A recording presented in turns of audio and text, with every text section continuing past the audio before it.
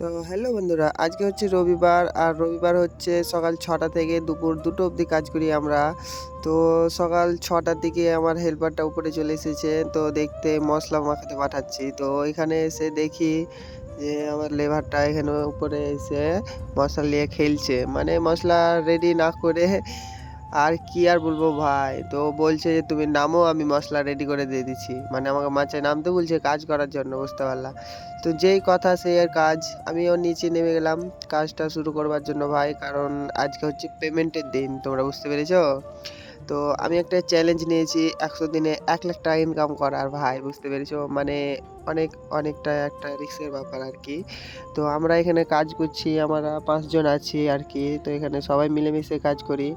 তো উপরকার কাজটা শেষ করে এখন নিচে দেখছো টাইম হাতে অনেক কম, কিন্তু কাজ অনেক বেশি। আমাদের যে নিচে ভাড়াটা আছে এটা আমাদের পুরো কমপ্লিট করতে হবে। তো এখানে আমাদের গোলুমোলুটার কাণ্ড দেখো।